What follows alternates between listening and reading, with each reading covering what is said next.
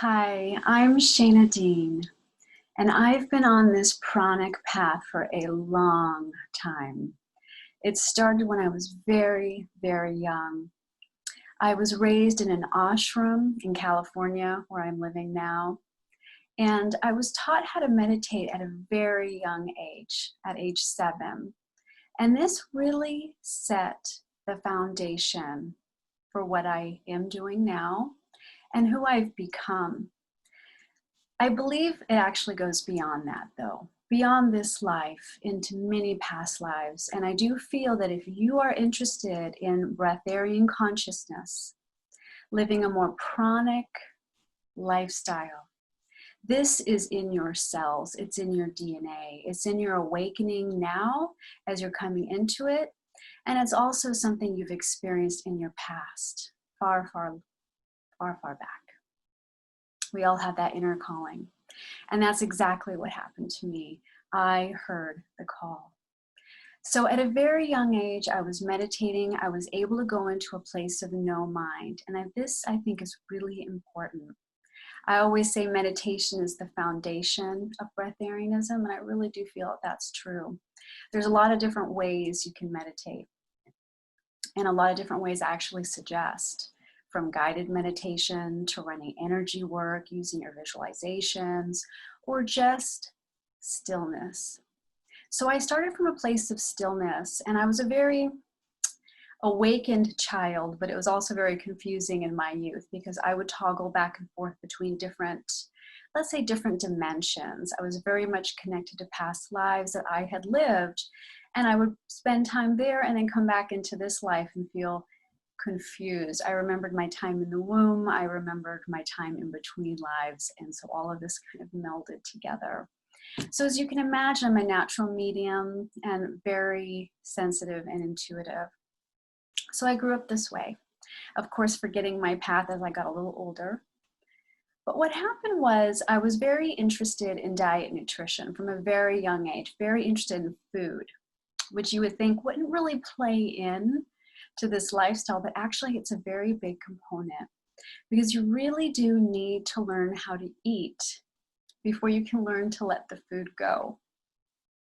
And this is what I mean by this. So I was very interested in health, of course, and nutrition and fasting. Now fasting is really important because when you're on this path, you want your body to be as clean as possible. And when it's clean, it's running effectively, and you can hold more prana. So let's see, back in 1996, I was coaching folks to lose weight and have a healthier, happier lifestyle. In 2004, I became very interested in raw foods. I discovered raw foods and became a raw food chef. Right there, that was a pivotal part in my life, where I started diving much more deeply into fasting, juice feasting, where you only take in juices, doing a lot of colon hydrotherapy to clean the inner terrain. That's really important. I was also combining that with my meditations. In 2008, I believe it was, I was attuned as a Reiki master teacher. Now, for those of you who are familiar with Reiki, and if you're not, you receive different attunements along the path. So with my very first attunement, how should I explain? It changes the frequency of your personal vibration, each attunement. So I was aligned and refined, and my energy was raised to a point where I was no longer a frequency match for food.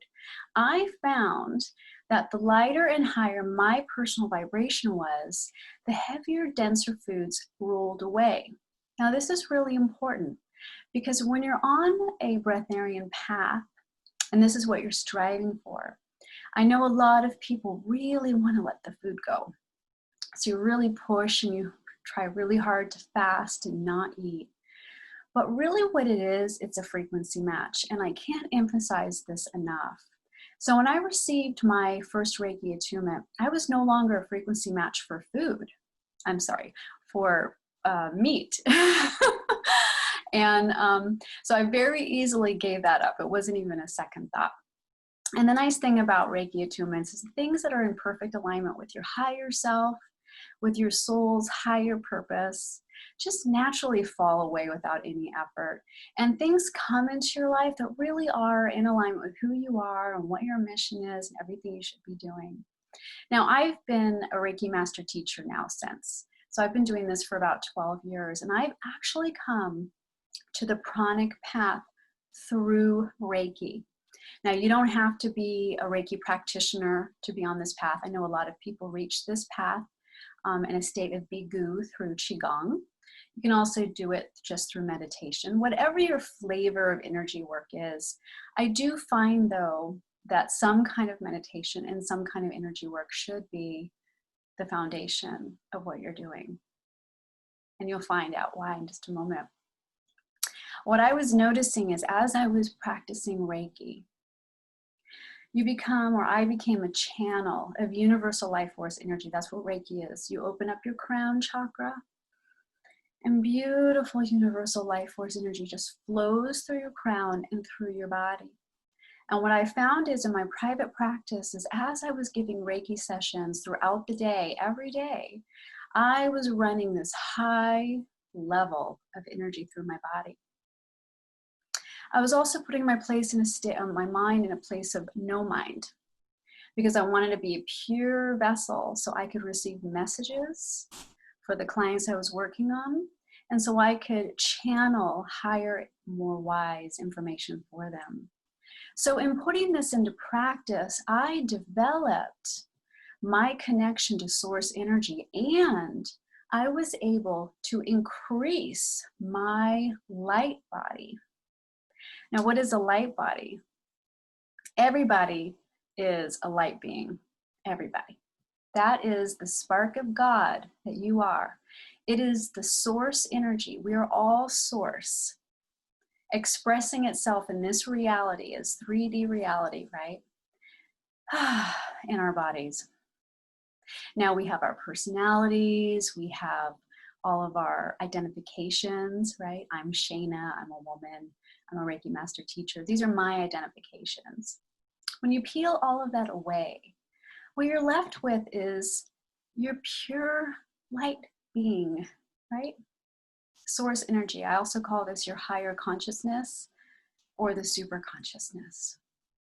Now you can increase your light body. You can increase your energy field. I also consider the light body the same thing as the energy field.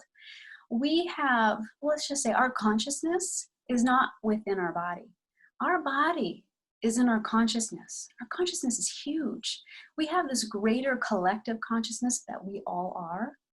I call it the universal consciousness, the universal soul, actually. And what we're occupying in these bodies is just a tiny, tiny little fraction of what that really is. We are huge, and we all really are unified. So when you bring more of this energy into your body, you can be more naturally pranically fed. You can grow your light body by intuitively and also intentionally doing things to increase your light field, your energy field. Now there's various energy techniques you can do. You can spin your chakras and run energy up and down your meridians, and there's so many beautiful meditations, the Merkaba, the microcosmic orbit. There's a lot of different ones that I do that don't really even have names, but the more you do it, what you'll notice is your energy becomes bigger. Your auric field becomes huge, actually.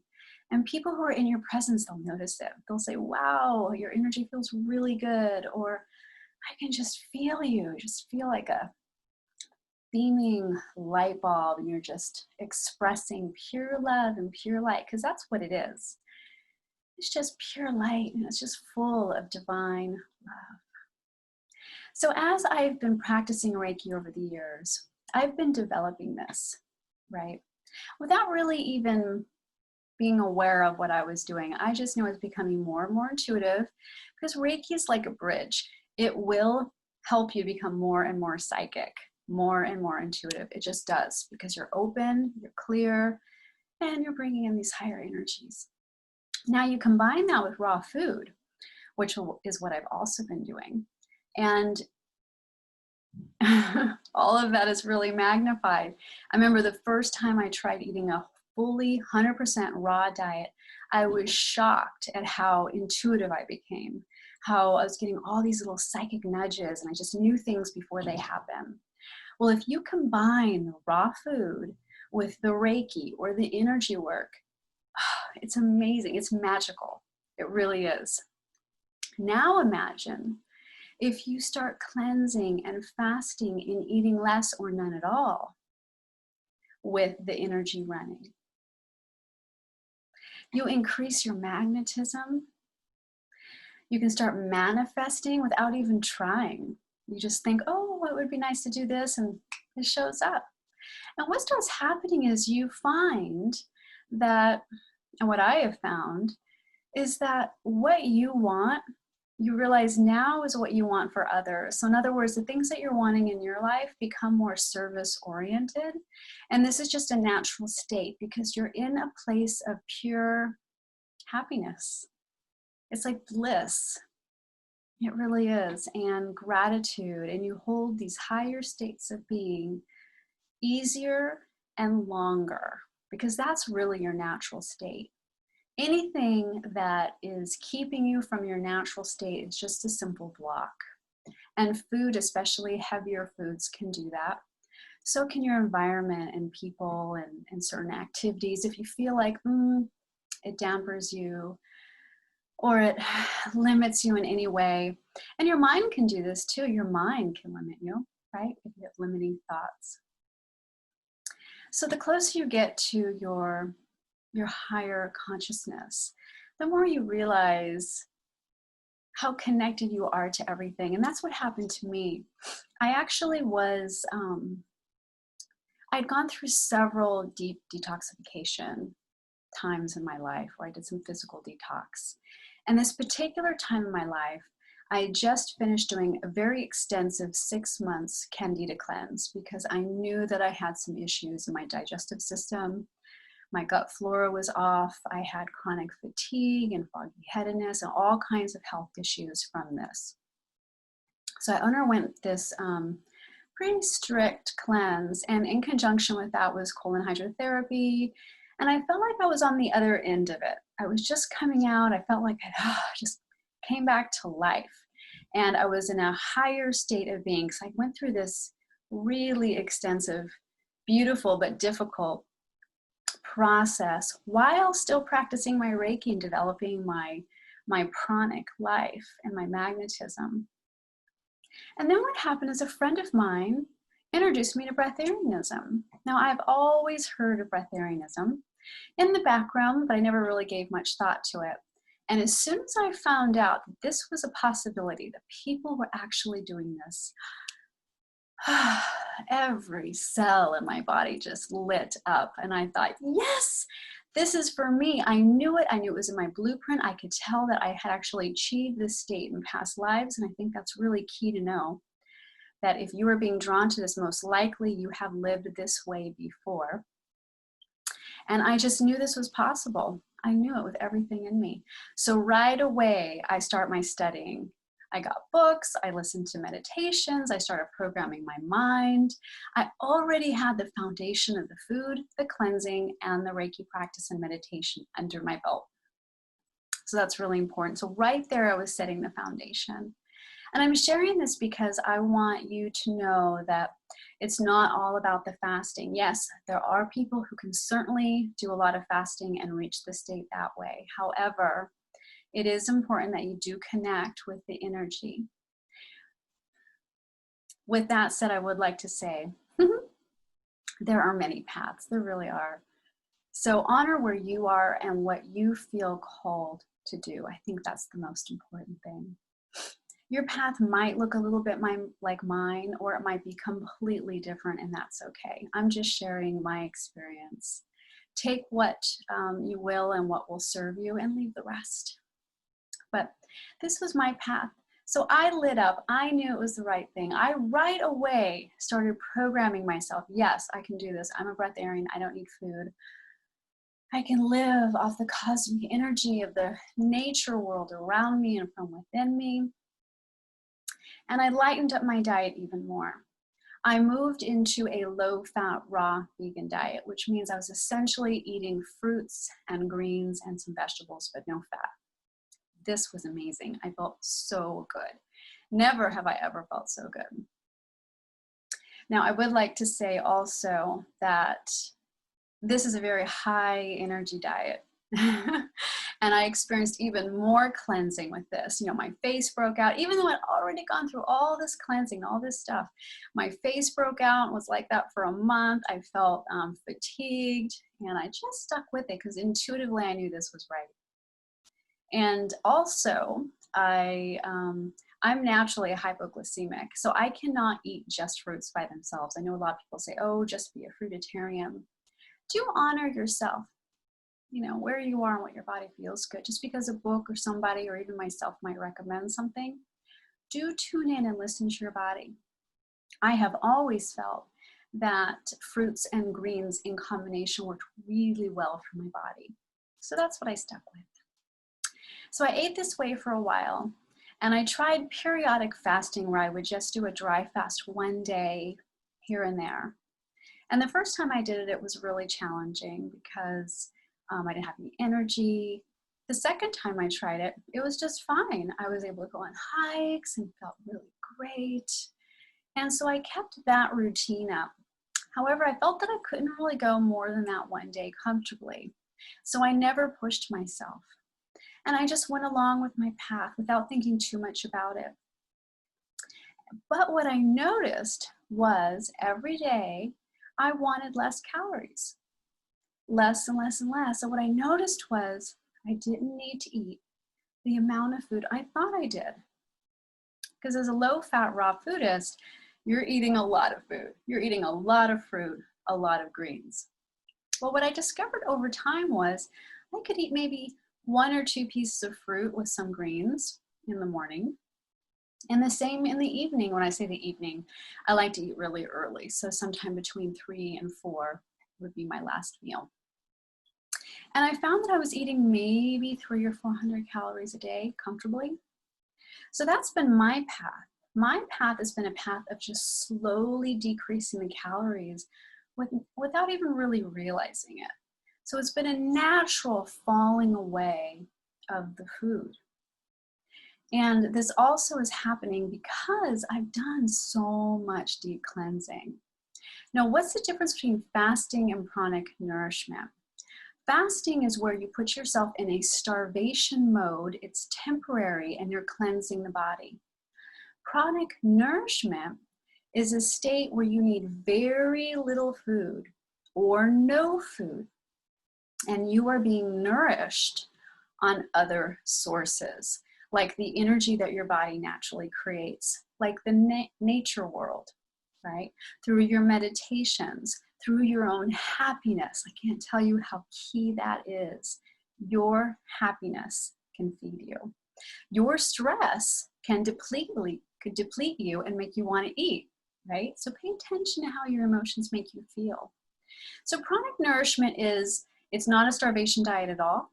You can completely manage and maintain your weight and keep your energy levels very high. So much so that you don't need as much sleep.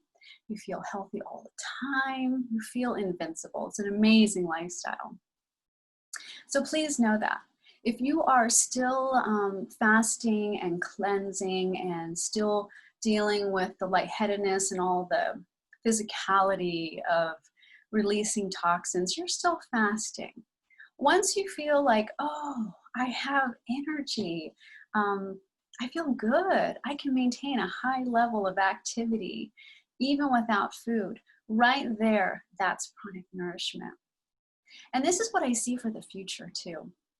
Of course, the future is vegan. Of course it is. You know, our planet can no longer sustain animal agriculture. It just can't. And it's actually not healthy for our bodies. I know that many people struggle with the meat component, but the sooner you can let that go, the more you can move towards this path with such grace and ease. It really does raise your vibration. As an energy worker, I'm very sensitive to energy, so I can feel the energy of the meat, right? You're feeling the energy of the animal and what it experienced right before its death, or even its life in the factory, right? That energy is there. So the sooner we can move away from that and into these higher realms, the better. And if your path is anything like mine, as you move along, as you meditate, as you increase your own energy and your own light beingness, you will no longer be a frequency match for it. And that's important. Not only do I see a vegan future, but I also see a pranic future. More and more people are waking up to breatharian consciousness. Why do you think that is? Let's think about this for a minute. It's a calling. Right now is the time. More and more of us are waking up and we're realizing, wow, this isn't just a diet. This is a way of being, a very high level way of living and existing. Because as you let go of your food and your attachments, you are getting closer and closer and closer to your true godlike self. This is called in the yogic traditions self-realization, God realization. And when you're in this state, you are really in alignment with your higher self, with your super consciousness. And right now it's just a concept, right? You think, okay, I get that. But this is such an experiential state. You really do have to feel it to really get what I'm saying. And the more you're on this path, you will. And it takes a little bit of time, but you will definitely get there. You'll start feeling little bits of it here and there. With the next fast, it goes deeper. Maybe you do some pranayama or breath work and suddenly you feel like, I can start letting go of some of my belongings or some of the old thought patterns that were holding me back, or maybe even some of the people that aren't, let's say, in resonance with you. Whatever it is, you'll start opening and developing. This is our future. This is the beautiful future and the potential of humankind on this planet. Just imagine if everyone was lit up like that. If everyone had removed their blocks, did the inner work, have moved right into their perfect, loving, light state. They're manifesting in a way where everyone is benefiting, including themselves. That would be world peace. That would be world happiness. This is our future. This is the new earth. We have the potential. You have the potential to do this, to step into this. If you're watching this, then you are being called. You're going to do this. You are going to do this. But it's a process, so be gentle with yourself, truly. Truly. So what I have found over my own journey, and it hasn't been just such a upward slope, like, yes, I became a Reiki master teacher. Yes, I did the cleansing I needed. Yes, things are just slipping off me and I don't need them anymore. No, the journey looks like this. And love yourself within that wave. That's so important. Yeah, you're going to have times where you're eating no food at all. You know, you're high, and then you're going to eat a lot and you feel like you're going down, or you're going to feel really happy, and some days you kind of struggle emotionally. So enjoy the wave, but know that underlying this, you are actually building and building and building your momentum, setting the stage. What has happened for me over the time is there have been a couple of times where I've said, wow, I've done it. I am a breatharian. I feel it. Even though I was still eating at the time, something had shifted energetically within me, and I just knew that if I gave up food, I would be done. But something really interesting happens. My ego stepped right in and said, oh, no, you don't. You're not ready yet. And then I would find myself eating too much. And that would last for a while. And I would realize, why am I eating so much? And this happened a couple of times where I'd had these really big shifts, which would be followed by overeating. Mind you, I'm still overeating fruit, so it's not like a lot, but still, it's eating. And I realized, wow, so this is not just a battle or a progression of the mind, but it's also the ego. So we have that voice in the back of our head that we've been programmed with our whole life, right? And that's the voice of your mother and society that says you have to eat, or or you're not going to get strong, you have to eat or you're going to die, those voices. But then behind that, you have your own ego that doesn't want to die that egoic death. But the beautiful thing is, there doesn't really have to be a death. It's more of an opening to the fullness that you are. But you have a lot of inner mechanisms that kind of battle within that. It's a struggle. So be aware of that when you're on your own path. You may have none of this come up. It may be much easier for you. I'm just sharing my own path so you have an idea of what you might possibly expect. It really is a beautiful path. You learn so much about yourself. Old traumas that you need to work through just come right up so you can work on them. It allows you to become more conscious of everything, especially within you. And the more conscious you are, the easier it is for you to heal and move the blocks away because you can see them. When you're not living this lifestyle, you're not doing any work on yourself, it's really easy to have all these blocks and be completely unconscious of it and allow that to rule your life. So the pranic life is about taking responsibility for yourself. It's about knowing that you truly are the creator of everything around you. And it's also a path of just pure bliss and happiness, which of course just puts you in such a high, grateful state. It's just amazing. So right now we're all at home, shelter in orders. We've got the COVID-19 going on. And I've seen this time from the very beginning as a reset. And I know a lot of people are struggling right now. I hear it from my clients. There's a lot going on. However, this is also a great time to reevaluate who you really are, what you want to create in your life, and what's your right livelihood. Some people have really had a big financial shift. Some people, their lives are completely turned upside down right now. This is not only a reset for yourself, but of course, as you've noticed, this is a huge reset for Mother Earth. And anything Mother Earth goes through, we go through. And we can influence what happens to Mother Earth with our consciousness. I want you to know how important you are. As you become lighter, as you become free of blocks, as you become more pranic and into your breatharian God-realized state, you are projecting that onto Mother Earth and to others around you. You can actually heal everyone around you, including the planet.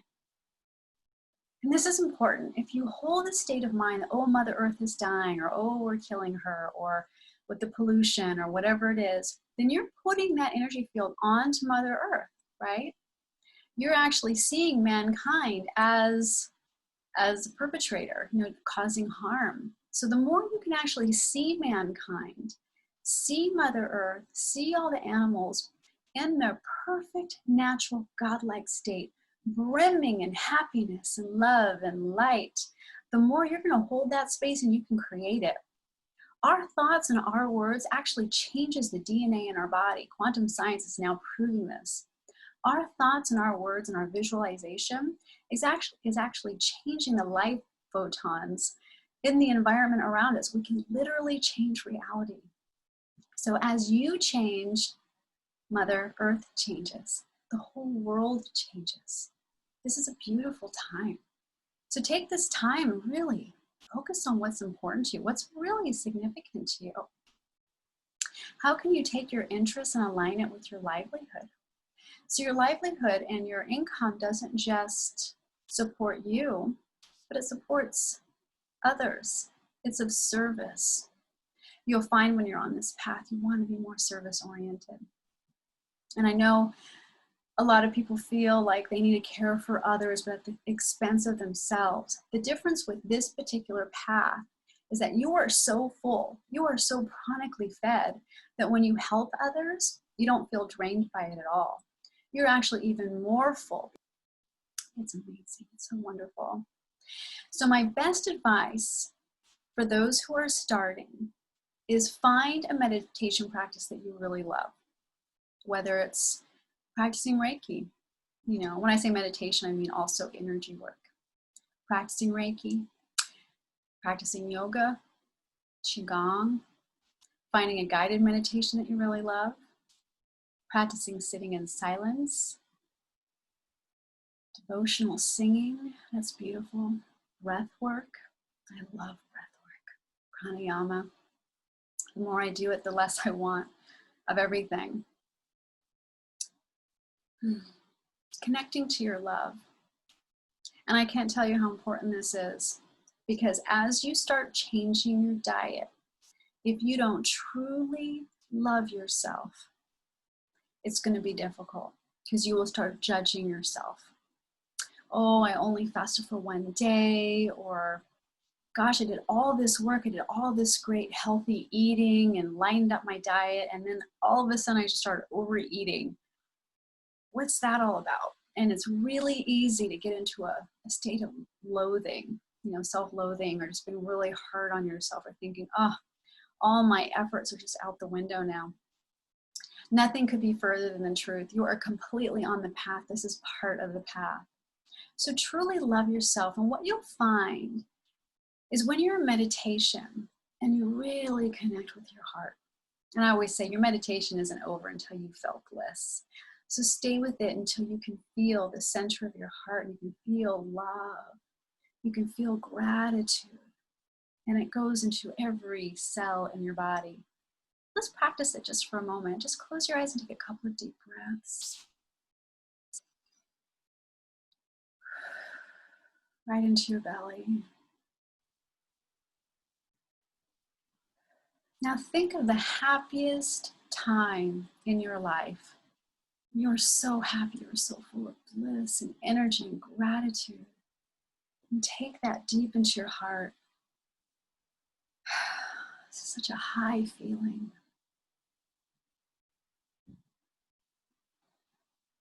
Now hold that feeling and take it into every cell in your body. Just fill your whole body with this beautiful bliss energy.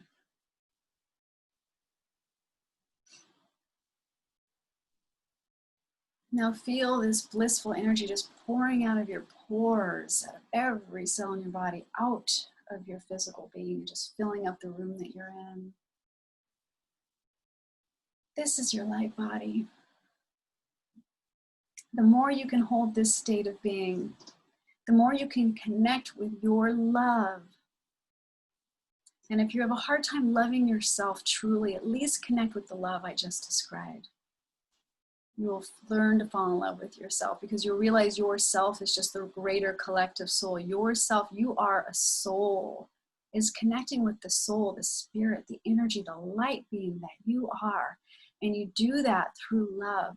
And the more you can be in that state, when you are eating this way or that way or doing whatever it is in your life, you can always move back into that. And everything just kind of calms. And you find that deep, loving peace within you. It's that peaceful place where you are fed. I can't emphasize this enough. So play in that place. Live your life from that place. Think from that place. Create from that place. You will find you will need less food. And it'll be easier for you to get back on track if you feel like you get off track. So go into your heart, meditate, do the energy. Really do also clean the body. Do your fasting periodically. Master your days of fasting when you fast. Start with one day. Master that one day. How do you know if you've mastered it? It's because you know when you have so much energy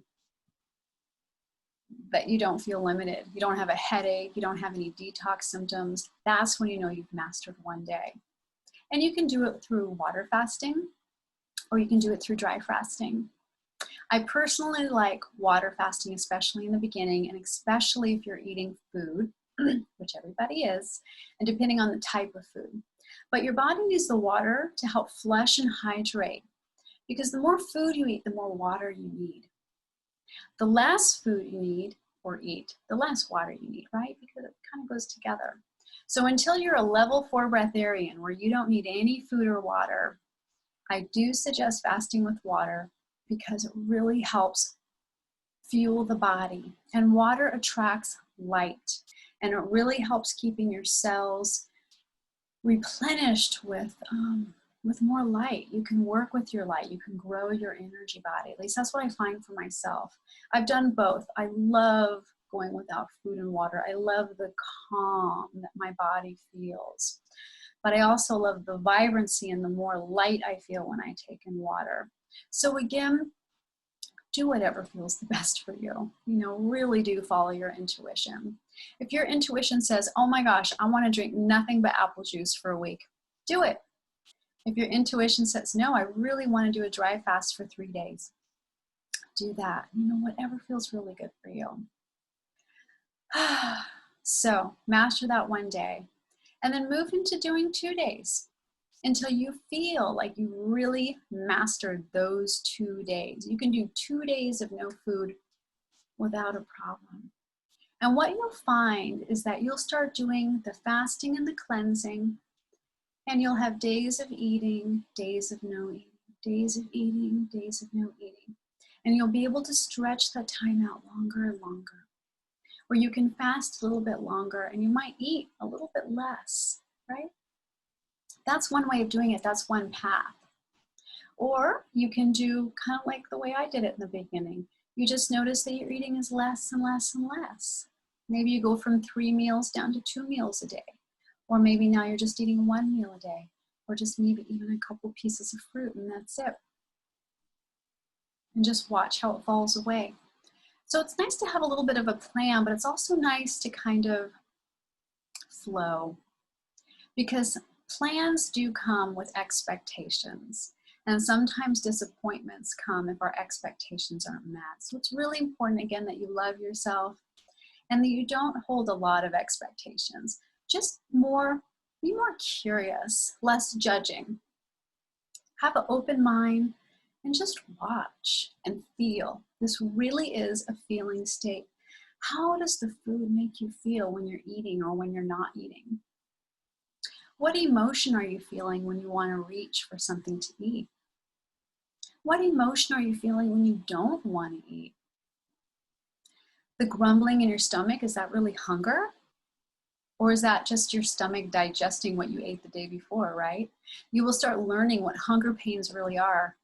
Actually, there really aren't hunger pains, because what you'll find is the less you eat, the less of those hunger pains you have. And then you realize, wow, this whole time, my whole life, I thought I was hungry, and really, I haven't been. The hungers are usually emotional and they're mental. So that's another reason why meditation is so valuable. It helps to calm the mind and bring you back to center and let go of the old programming. That's really important. Now, you can experience some suffering along this path. In fact, there's a lot of suffering in the world right now. So what is suffering?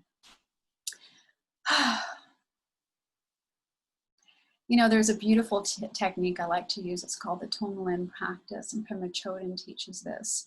It's where you take your own suffering and you allow that to heal others.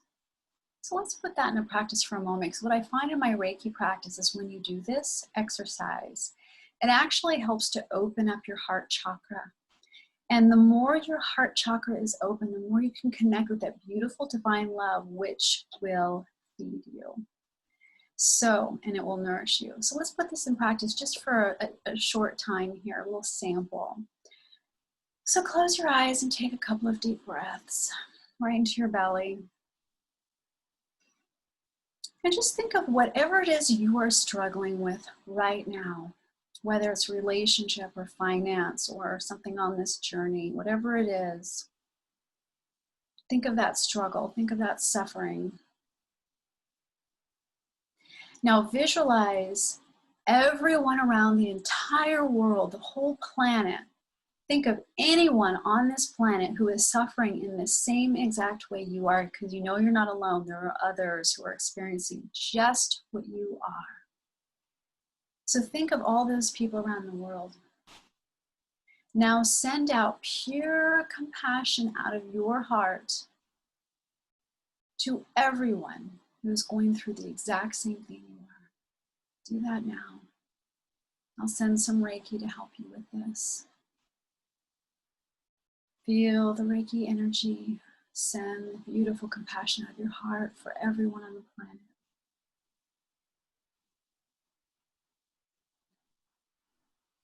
Do you feel how beautiful this is? It takes you right out of yourself and in a state of healing others, and you can channel this beautiful energy as you do it. Your whole heart space opens and it's healing. You can transmute suffering this way for yourself and for others. It's a beautiful technique. We just did it for a few seconds, but I do recommend you sit in meditation and practice this longer if it resonates for you to do so. One thing you will find on this path is that there really isn't suffering. Suffering has a lot to do with your own attachments, right? Your own expectations. And as you follow this path and you drop a lot of your expectations, you drop a lot of your attachments to food, your attachments to things, when all of that melts away, you realize that you are so completely contained and happy and whole just as you are. You don't need anything because you are a perfect light being and you see it and you feel it. You are it. And when you're in that state, there is no suffering. There's no suffering. So now you're a beam of light and you're able to shine this light and actually help lift the people around you. And it's a much bigger outreach than you realize. It's not just the people around you, but it goes further. Like I said earlier, you can really change the whole planet. There's so many things you can do. Like the Tonglen practice I just showed you, that you just did with your visualization, right? Calming the body, sending energy out of the heart. That's what I call energy running. There's so many different energy running techniques. So as you can go along this path, as you clear your body, as you give up food, as you step into your true light being self, your higher consciousness, you're removing the blocks of your higher consciousness. So you're more chronically nourished.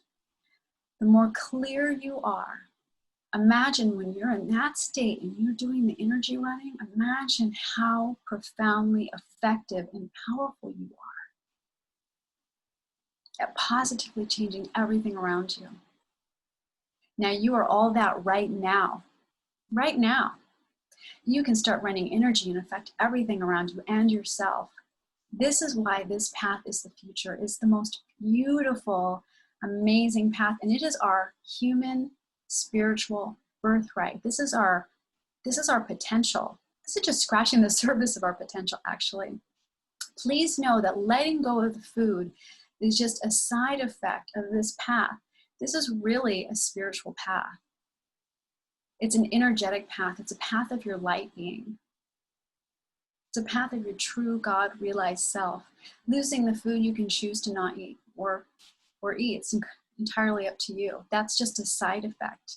So be very mindful of making that the total end goal. Yes, we can choose that as a goal and strive towards it. But what you'll find is all of this other stuff is going to happen. This is really a spiritual path, and you'll find that the deeper you get along this journey. And if you really want it and you program yourself for it, the food will fall away. Let me just close with a very short story, a personal story here. I had an ankle injury that plagued me for years, about 10 years actually. I had surgery, some reconstructive surgery done on my tendon in my ankle.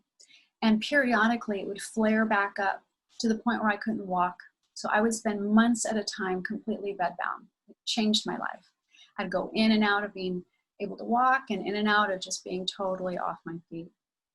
Until one day I was working in this job that I loved. It was one of these jobs that I had just for fun.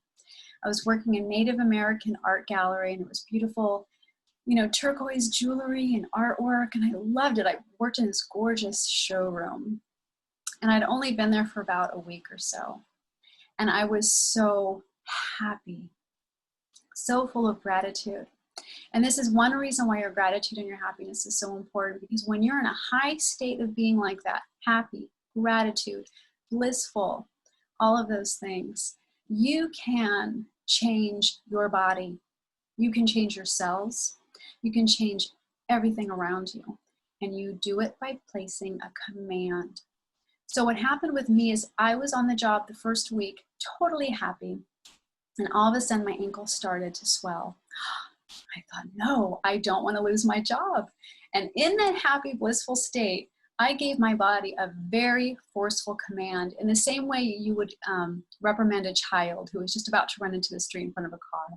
I said, no, no, you are not going to swell up. You are not going to do this to me. I'm not going to lose my job. No, no more swelling, no more pain.